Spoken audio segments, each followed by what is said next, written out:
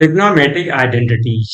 यहाँ पर trigonometric identity 3 identity दी गई हैं। Sine square A plus cos square A equal to 1। दूसरी दी गई 1 plus tan square A equal to sec square A. और थर्ड दी गई है 1 plus cot square A equal to cosec square A. तो देखिए तीनों आइडेंटिटीज को कैसे हम ऑपरेट कर सकते हैं। तो फर्स्ट आइडेंटिटी जो आपकी दी गई है sine square A plus cos square A equal to 1। अब यदि हम इसमें इस काश स्क्वायर को इधर ट्रांसफर करते हैं तो ये हमारा हो जाएगा आपका sine square A equal to 1 minus cos square A. अब मैं इस साइन को हटा देता हूं। अब मैं साइन स्क्वायर को इधर लाता तो इसी से हमारा ये बन जाएगा cos square equal to 1 minus sine square. तो आपने देखा फर्स्ट आइडेंटिटी से हमें दो और आइडेंटिटी मिल जाती हैं, एक और दूसरी ए। सेकेंड आइडेंटिटी में आते हैं। सेकेंड आइडेंटिटी हमारी 1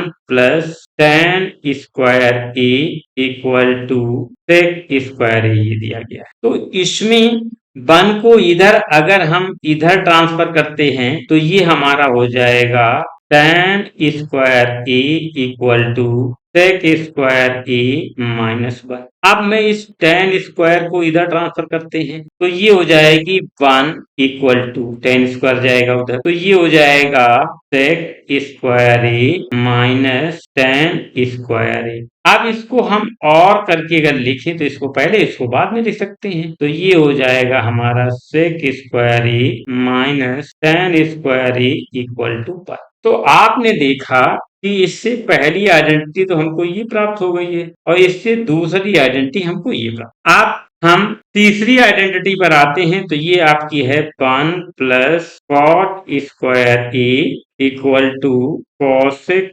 स्क्वायर ए। ये हो गई। अब इसमें हम 1 को इधर ट्रांसफर करते हैं। जब 1 को इधर ट्रांसफर करते हैं तो ये हमारी बचेगी cot square A equal to cosec square A minus 1।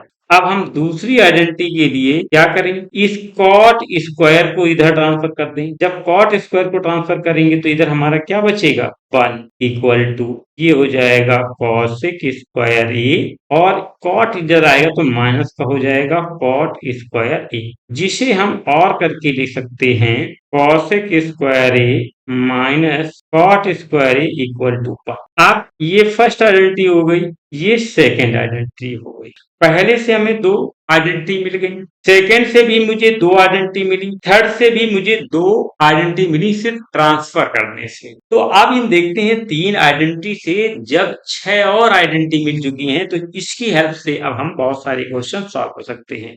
तो आते हैं एक एग्जांपल देखते हैं। पहला एग्जांपल आपके सामने है, express the ratio cos A tan A and sec A in term of sine A. मतलब कॉस ए tan ए और सेक ए को हमें साइन ए के टर्म में लिखना है। तो यहाँ पर सॉल्यूशन हम आपका देखेंगे।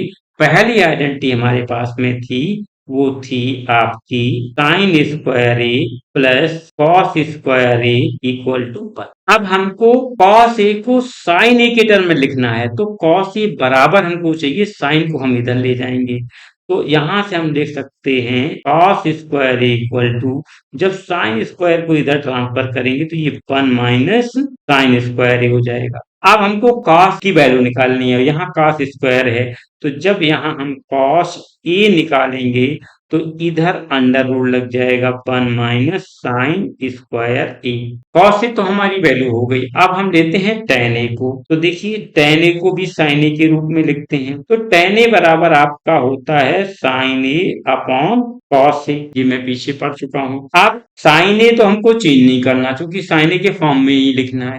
कॉस ए या कॉस ए को चेंज करना है तो साइन ए को तो ऐसे ही लिख देंगे और कॉस ए को अभी यहाँ पर लिखा है under root 1 minus sine square A. तो देखिए tan ए जो है sine A upon 1 minus sine A, यानी कि साइन ए के फॉर्म में ये भी हो गया। ये कॉस ए साइन में बदल गया और ये आपका tan ए साइन में बदल गया। अब हम तीसरा जो लेंगे सेक ए, सेक ए को इनवर्स में लिख सकते हैं 1 अपॉन कॉस ए। ये पीछे पड़ा है। अब 1 तो ऐसा ही रहेगा। कॉस ए को भी यहां से हम लिख सकते हैं under root 1 minus sine square ए।